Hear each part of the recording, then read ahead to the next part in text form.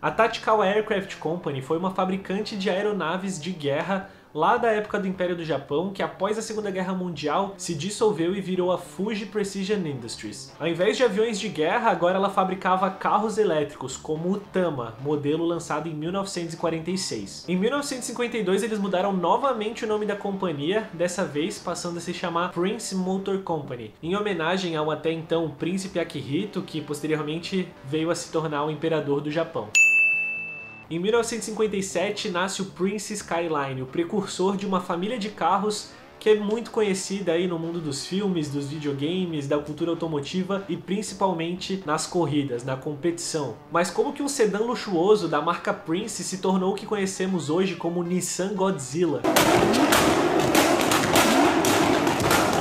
Essa e outras dúvidas eu vou tirar aqui nesse mais novo episódio das diferenças que você não sabia. Nissan Skyline.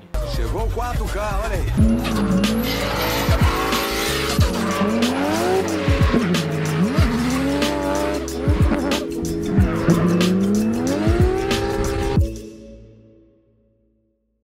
Salve rapaziada, meu nome é Max, sejam muito bem-vindos a mais um vídeo do Overflick e dessa vez a gente vai falar um pouco mais sobre o Skyline, não de um modelo específico, mas sim sobre a família de carros que leva esse emblema. E a briga foi grande lá no nosso Instagram entre Supra e Skyline, a gente abriu uma caixinha de votação lá pra saber qual carro vocês queriam ver e o Sky acabou ganhando. Mais pra frente a gente faz aí do Supra e se você não quer perder as votações, segue a gente lá pra acompanhar e poder ter a chance aí de escolher qual o próximo carro que vai aparecer aqui. Deixem aqui também nos comentários sugestões de quais carros vocês querem ver por aqui, para que a gente possa aí fazer uma listagem e colocar 2 carros para batalhar lá no Instagram e o vencedor aparece aqui no canal. Aproveitando o gancho, se você ainda não me conhece, não conhece o canal, seja muito bem-vindo. Por aqui a gente fala de drift, mais precisamente do projeto que eu e um amigo meu, o Luiz, a gente está montando um Chevette com motor de Vectra. A gente já fez drift com esse carro, a gente já turbinou ele, tem bastante conteúdo aí no canal. E agora a gente está montando um projetinho aí um pouquinho mais forte, que vai ser destinado ao esporte que a gente mais gosta. Então, se você não quer perder a saga do Chevetinho e mais vídeos como esse aqui, das diferenças que você não sabia, se inscreve aqui embaixo, deixa um like nesse vídeo para ajudar na divulgação e também ativa o sininho ali para não perder nenhuma notificação. Então, sem mais delongas, bora falar de Godzilla. Prince Skyline. Em abril de 1957, o primeiro Skyline foi apresentado no Teatro Takarazuka, lá em Tóquio. A Prince comercializava o Sky como um carro luxuoso e foi disponibilizado nas carrocerias sedã e perua. Ele utilizava um humilde motor 1.5 litros que foi ali pego emprestado do primeiro carro da Subaru, o Subaru 1500, e esse motor alcançava 60 cavalos e fazia com que o carro chegasse a não tão incríveis 140 km por hora. Com o passar dos anos, a Prince foi atualizando a primeira geração, passando ali por algumas modificações estéticas, só fazendo aqueles facelifts, até que eles lançaram mais 2 carrocerias do primeiro Sky, foi uma picape e uma van. E nessas configurações ele não chamava mais Skyline e sim Skyway. No início dos anos 60, já no fim do ciclo da vida ali da primeira geração do Sky, a Prince ainda lançou uma carroceria coupé que podia ser tanto normal ali com teto fechado ou conversível. O nome desse carro era Skyline Sport. Em 1963, a Prince lançava a segunda geração do Skyline e assim como seu antecessor, foi primeiramente desenvolvido aí com as carrocerias sedã e perua. Também passou por alguns facelifts aí durante a sua vida e teve até uma versão simplificada lançada aí para os táxis japoneses, que não tinha algum dos luxos que a versão comercial tinha. Em 1964, a Prince se aventurou no Grand Prix japonês com o Skyline GT, o primeiro modelo de Skyline que foi focado para as pistas. Competindo na categoria GT2 no circuito de Suzuka, quando os carros da Prince se alinharam no grid, eles não pareciam nada mais que alguns sedãs modificados ali, tinham aquela cara ainda de carro grandão luxuoso, mas o que eles estavam prestes a fazer era algo inimaginável, que era desafiar os grandes competidores e campeões daquela época. Nós estendemos o carro por 20 centímetros. O balanço da carroceria era ruim e os pneus eram ruins. Nós só conseguíamos fazer drift quando fazíamos as curvas. Mas esses problemas acabaram sendo bons para nós. Quem disse isso foi Yoshikazu Tsunako, um dos pilotos da Prince daquela época. Apesar de ter perdido o primeiro lugar da corrida para um Porsche 904, que era um carro muito mais potente, muito mais aerodinâmico, tinha aquela cara de carro de corrida, eles conseguiram a façanha de garantir o segundo, terceiro, quarto, quinto e sexto lugar naquela corrida. Em 1966, a Prince e a Nissan se fundiram e os carros começaram a ser lançados com o emblema de Nissan Prince Skyline. Nissan Skyline. A terceira geração do Skyline, conhecida como C10, foi lançado pela Nissan em 1968. Nesses carros, o emblema da Prince já não aparecia mais e o Skyline era um produto oficialmente apenas da Nissan. Ele foi lançado inicialmente apenas como um sedã com duas opções de motor, uma 1.5 e outra 1.8. Como o Skyline agora era da marca Nissan, eles não tinham que dar mais nenhuma justificativa para Prince. E nessa geração, ele passou de ser um sedã luxuoso para ser um carro com uma pegada ali um pouco mais esportiva, seguindo o caminho do Skyline GT lá da segunda geração. O primeiro Nissan Skyline GTR apareceu em fevereiro de 1969 com um motor 6 cilindros em linha 2.0. Ele era naturalmente aspirado e produzia 160 cavalos com 18 kgfm de torque. Ele era nomeado internamente pela Nissan como PGC-10, mas ficou mundialmente conhecido aí com o apelido Hakosuka, onde Hako significa caixa em japonês e Suka é a abreviação de como os japoneses falam a palavra Skyline. Ele foi inicialmente lançado como um sedã de 4 portas, mas em 1971 a Nissan lançou o KPGC-10, que era a versão coupé de 2 portas. O GTR foi um monstro na pista, correndo contra carros como Toyota Corona, Isuzu Bellet, Mazda Família e alguns Porsches da época. Em menos de 2 anos de lançamento, o GTR Sedan já tinha garantido 33 vitórias e depois que o Coupé foi lançado, eles continuaram correndo e ficaram com 50 vitórias até o ano de 1972. A maioria dessas corridas foi vencida por um piloto da Nissan na época chamado Motoharu Kurosawa, também conhecido como Gansan. A versão Coupé era 20 kg mais leve que a Sedan, totalizando 1.100 kg, e Kurosawa dizia que na pista ele conseguia tirar aproximadamente 2 segundos mudando da carroceria Sedan para Coupé. O interior do GTR era totalmente básico para aliviar o máximo de peso possível e não interferir nas pistas. Apesar de toda a simplicidade, tanto no interior como na aparência em si, a Nissan focou onde ela precisava focar para que o carro fosse rápido. O GTR desenvolveu uma reputação de ser um carro cativante de se dirigir, onde o piloto veste o carro. Ele tinha uma suspensão rígida até para os padrões de hoje e a direção não contava com nenhuma assistência hidráulica ou elétrica. Apesar da sua aparência de caixinha de fósforos, o ronco do GTR foi comparado até aos supercarros italianos. Como ele não tinha números absurdos de torque, a Nissan teve que elevar o giro do motor para que o carro fosse rápido nas pistas. Isso fazia com que nas retas, aquele motor girando bem alto tivesse um ronco bem estrondoso, já que não tinha nada de turbina, nada de supercharger para abafar. Era diretão, carro naturalmente aspirado, todo mundo sabe que faz muito mais barulho.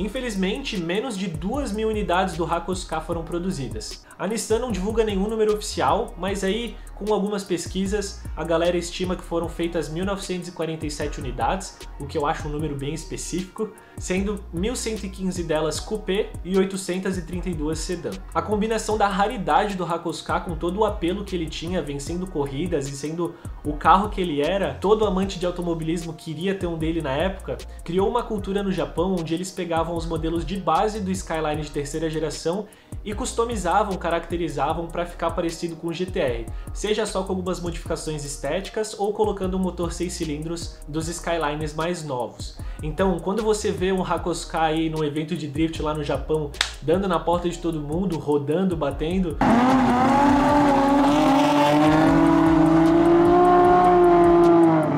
pode ficar tranquilo que muito provavelmente não é um GTR legítimo. Eu sei que todo carro merece ser dirigido, todo carro tem que ser acelerado, mas vamos deixar os GTR aí, os originais, andando reto na pista, sem perigo de bater, e bota lá para bater no drift os Skyline que foram mais fabricados. O primeiro GTR não apenas mostrou o que a Nissan era capaz nos anos 70, como também colocou ali as fundações, as bases para os próximos modelos de GTR, que com certeza foram lendas. A quarta geração do Skyline foi produzida entre 1972 e 1977. Após o enorme sucesso do GTR na terceira geração do Skyline, a Nissan infelizmente não conseguiu manter essa sigla no auge. Ali no início dos anos 70 houve uma grande crise do petróleo, onde o combustível era bem escasso para a população em geral e aquele pouco combustível que tinha era muito caro. Então não fazia sentido uma empresa, uma fabricante, ter um carro esportivo no seu catálogo, sendo que basicamente não ia vender porque todo mundo estava atrás de carros econômicos, né? Os carros pequenininhos, principalmente lá no Japão, onde a gente tem os K-Cars, que são carros aí abaixo de 1 litro, que são muito econômicos. Então o segundo GTR, que foi feito na quarta geração do Skyline, foi fabricado, mas foi vendido apenas 197 unidades. Ele ficou apenas 1 ano de fabricação, ninguém comprava, a Nissan não queria mais vender e eles simplesmente mataram o GTR ali na próxima geração do Skyline. Os carros da família Skyline, nas gerações seguintes à crise do petróleo, começaram a apresentar um padrão. Eles eram lançados com alguns modelos bases de 4 cilindros, onde eles eram mais econômicos, e a Nissan soltava ali para um mais entusiasta um modelo ali de 6 cilindros, um pouco mais apimentado, mas nenhum carregando o emblema de GTR. Para não deixar o vídeo muito extenso, eu vou pular os detalhes dessas gerações, até mesmo porque elas não são tão conhecidas por nós, não são carros que a gente é acostumado a ver fazendo drift, nem mesmo lá no Japão e nem em alguns outros eventos, mas eu quero fazer aqui algumas menções honrosas para a 7ª geração do Skyline, que foi o R31. Skyline R31. O Skyline R31 foi o carro que começou a utilizar os famosos motores RB da Nissan e também foi um dos primeiros modelos a introduzir o sistema Hikas de esterçamento nas 4 rodas. Ele também teve uma versão de corrida chamada de GTSR, que usava o RB20 Turbo, um motor aí de 6 cilindros 2.0, e também tinha tração nas 4 rodas. Apesar dele ter 110 cavalos a menos que o líder do grupo A na época, o Ford Sierra RS500, ele acabou ganhando aí o Endurance Sandal 500 na Austrália, pilotado por Jim Richards e Mark Skaife. Skyline R32. A 8ª geração do Nissan Skyline, o famoso R32, chegou ao mundo em 1989 apenas nas carrocerias sedã de 4 portas ou coupé de 2 portas. O R32 era oferecido em diversas configurações, tanto de motorização quanto de tração. Ele chegou até a ter uma versão de 4 cilindros que utilizava o motor CA18, o mesmo motor utilizado lá no início do Silvia S13, que se você quiser saber um pouco mais, tem no card aqui em cima. A gente já fez vídeo aqui dessa série falando sobre o Silvia, mas o restante dos motores ali eram todos os RBs, né, com algumas variações de litragem e de aspiração. Alguns eram naturalmente aspirados, outros eram turbo. Os modelos do R32 eram os seguintes: o GXi, com o motor CA18 4 cilindros e tração traseira, o GTE, que utilizava um RB20, motor já de 6 cilindros, porém de comando simples e tração traseira, o GTS, que era um RB20 com duplo comando, também tração traseira, um GTS 25, que utilizava um RB com maior litragem, o RB25, também tração traseira, o GTS-T, que utilizava o RB20, só que dessa vez turbo de fábrica, também tração traseira, e o GTS4, que utilizava aí o RB20 turbo e tinha tração nas 4. E lógico, além dos modelos base do R32, a gente tinha o R32 GTR.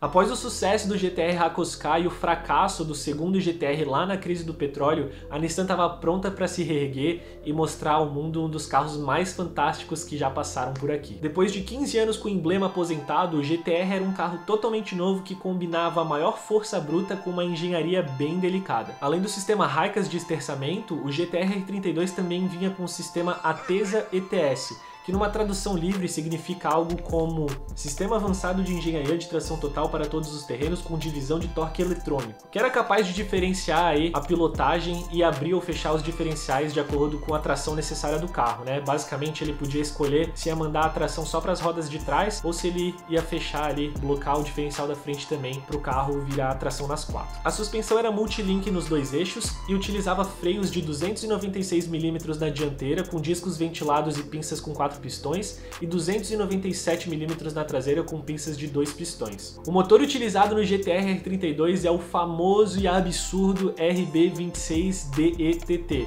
ou como eu gosto de chamar, RB26DET. É um motor 6 cilindros em linha de 2.6 litros que aspirava muito ar devido às suas 2 turbinas cerâmicas da Garrett. O resultado desse motor com as 2 turbinas era de 276 cavalos que estavam bem encarcerados ali, porque esses números eram limitados limitados aí devido a um acordo de cavalheiros que as montadoras da época lá no Japão fizeram de não ultrapassar esse valor. Na realidade, esse motor era capaz de produzir ali, já com as configurações originais, mais de 310 cavalos, e com certeza ali com as preparações de aftermarket, o céu era o limite. O GTR nasceu na realidade com um único propósito: botar todo mundo pra na pista. Na época, o Porsche 959 era o alvo da Nissan quando eles estavam desenvolvendo o carro. Eles queriam bater de frente com a Porsche e levar os títulos onde esse carro corria. O engenheiro-chefe Naganori Ito pretendia utilizar os carros nas competições do Grupo A da FIA, seguindo os caminhos que o R31 tinha iniciado lá atrás. Então, ele já desenvolveu o R32 com as regulamentações e as homologações do Grupo A da FIA ali do lado